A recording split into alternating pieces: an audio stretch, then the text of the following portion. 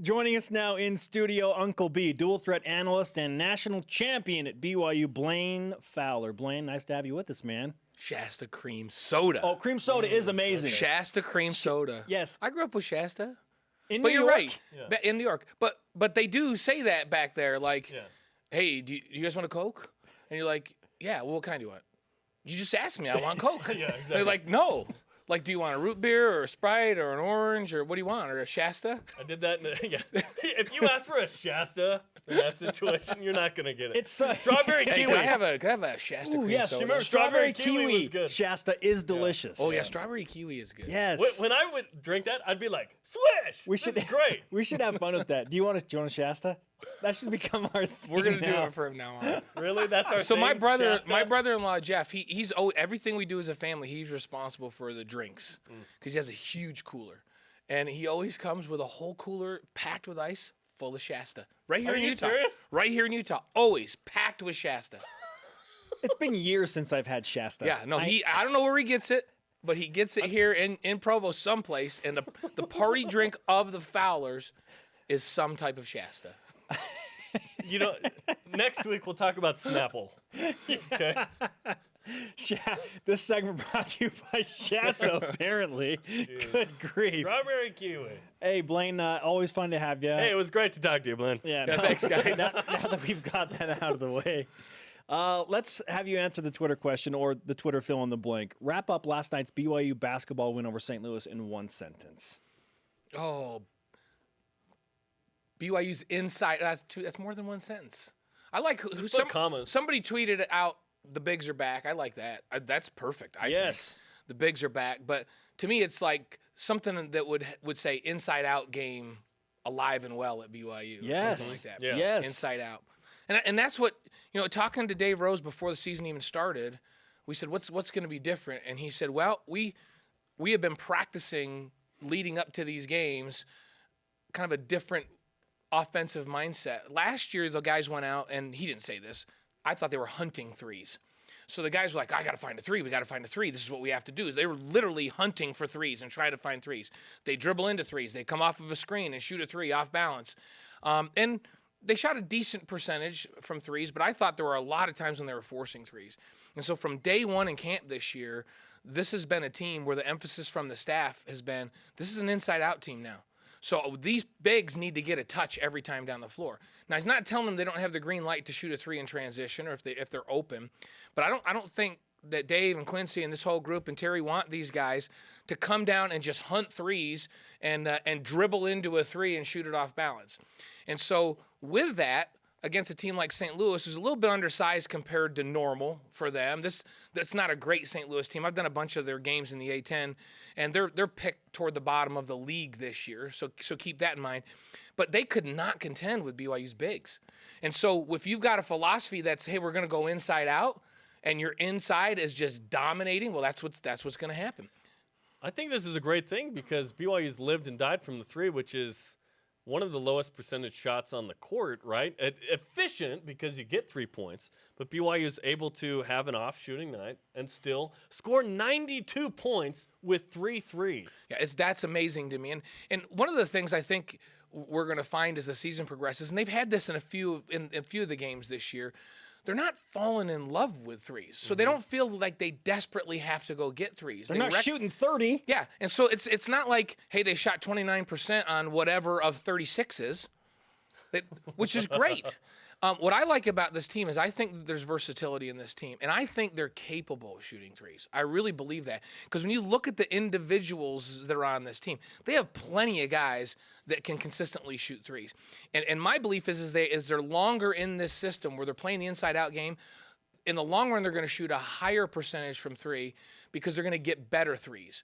The highest percentage when you're shooting threes is that the ball goes inside and you're squared up on the three-point line, and now the ball comes back out. You're squared up. You're not moving from one side to the next. You go up straight with the basketball, and you knock down a three. Yeah. And you have a defender that's gone down to help on the big because your bigs are dominating, and you're getting a really good look. The guy's trying to run out late, but you're getting a great look without a hand in your face. So that's what's going to happen over time because as BYU's bigs dominate, more and more teams are going to go, well, now we got to double Mika. We know that. Well, guess what? You got to go double Davis, too, because he'll kill you. Oh, and if Eights is in the game, you got to double him. And so it really is going to become a situation where you got to go help off of the guards, and then those guards are going to get good shots. And I'm telling you, we know that Emery can shoot threes. You know, we know that Hawes can shoot threes. Bale can shoot threes. Leifson can shoot threes.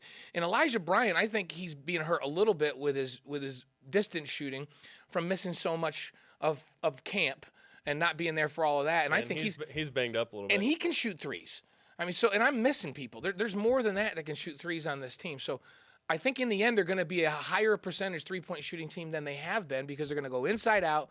The bigs are going to be dominating, and people are going to have to realize you got to help every time the ball goes down in there. Good grief. LJ Rose has knocked down a couple of key three-pointers in some games this year, and he's not a guy that likes to shoot the ball. Yeah, he's a pass-first guy, but he's going to be wide open. They're going to find themselves wide open on the outside. So we talked to football all year about, this is a brand new offense, this is a brand new defense. This is a bit of a change in emphasis for BYU. So you like it when they're 4-0 and they're really kind of learning how they're going to all fit into this and how this inside-out game is going to work, and they're 4-0. So you've got to be really happy about that. How much better is this team defensively this year compared to where they were last year? I think they're significantly better, and I think they're better because they're better inside. So, and because of that, I still think they have some improvement to be made in their on-ball defending on the perimeter. A couple of games, they get beat off the dribble a little bit early on. So in game 1 and 2, there were times that the rotations were late from the big guys getting over, and then you risk fouling. But I think they've got so many good shot blockers inside that they can be more aggressive on the outside. As they get into the season, these guys are capable of playing defense. They have plenty of lateral quickness. Hawes can play defense. We saw him play it in high school, and Emery can play defense. All these guys, LJ can play defense. Bryant can play defense. They can all play defense on the perimeter. So it's getting that mindset of, I'm going to lock somebody down here. I'm going to put the effort in for a full shot clock to go defend out there. So when the perimeter defense matches up with the inside, I think this can be a fairly good defensive basketball team, and I think they're going to be really good on offense. Speaking of, Eric Mika averaging 21 and 11. What's the biggest difference you see with him this year? Well, the biggest difference is he makes free throws every time he steps up. 82%. So I was going to ask him the other day when I saw him, did he just shoot free throws every P day when he was on his mission? He was asked that, and he said, I hardly shot on my mission, but the last 6 months he had worked really hard. So he's worked in the offseason. Well, and he's obviously been blessed. He didn't shoot on his mission, so he got blessed. I wasn't blessed with that off my mission, Blaine. When he came back, I immediately recognized the great skilled offensive game. He's got so many good. He can play with his back to the basket. He can square up and put the ball on the floor. He runs the floor as well as any big man in the country, and so he's a phenomenal talent offensively. The one thing that was missing was, as quick as he is, he's going to get fouled by big guys. And he was getting to the free throw line, and he wasn't converting at a high enough rate his freshman year. So now he becomes an unbelievable weapon because you can't foul him because he's just going to go step up and toe that free throw line and knock him down. So to me, now he's a complete offensive player. He's such a fiery competitor, too. And he's doing a better job. He's being a little more patient offensively, and maybe that's just maturity because it certainly isn't because he's played for 3 more years. Right. But I don't see him reaching as much and getting fouls. He's going to get a foul when he's trying to block a shot at times, but he's being more patient. He's eliminated 1 or 2 silly fouls each game, and so he's staying on the floor. Now, he was in foul trouble in this one last night, and so was Davis. So when you think about that, if this is an inside-out game, and those guys played so well, and BYU struggling from the three-point line, and they get 92 points, and those 2 guys really struggled with fouls in the first half. Pretty crazy. So it's BYU shot 51%. That helped. Yeah, and they took good shots on the inside, and they were such an unselfish basketball team. That's one of the things coming into it was my big question. There's so many stars on this basketball team and so many guys that are capable of scoring. Will they share the ball? And through 4 games, the answer is a resounding yeah. And I really believe that LJ Rose is the reason. Because you couldn't have handpicked a better guy for this team. I'm telling you, unselfishness is a contagious trait. So when a guy starts to really set people up and the crowd reacts in a game and guys are going, whoa, that great pass in practice, and everybody's getting excited about it, other guys start to go, hey, I'm going to be unselfish too. I think he leads by example. He's a veteran guy. I think Dave loves having a veteran guy that's played in big games. But his unselfish mentality and get the guy, if I have a good shot but somebody has a better shot, I'm giving it up. I think that this is contagious. I think it's catching, and guys are doing a fantastic job. How about Haas when he goes around the back, drives inside, and goes Flips it behind his flips head. behind to Yoli for the throwdown. Hey, swish. And the thing I love about Haas is he is so skilled in so many different ways. I think if he wants to go out and get 15 assists, he can. If he wants to go rebound, he can go rebound. That wouldn't be the strongest, but if he wants to go score 30, I think he can score 30. I think he can get 15 assists.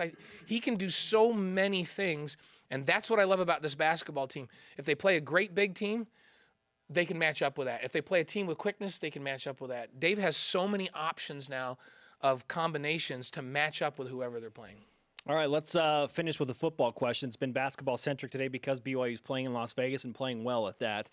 This Saturday night, senior night, a blackout, the regular season finale for 7-4 BYU, trying to get to 8-4. What do you feel like is the biggest storyline going into a rivalry game that maybe doesn't have as much luster because Utah State is down? Yeah, Utah State's really struggled this year, but these guys will know, and Kalani and the staff have been around rivalry games enough to know that even when a team's been struggling, emotion just plays such a huge role in these in-state games. And Utah State's going to come, and they're going to play with a ton of passion in this. Even though they haven't been great, passion can carry her for a while in a game. So BYU needs to be careful not to go into this thing and be flat out of the chutes. And I don't think they will because it's senior night.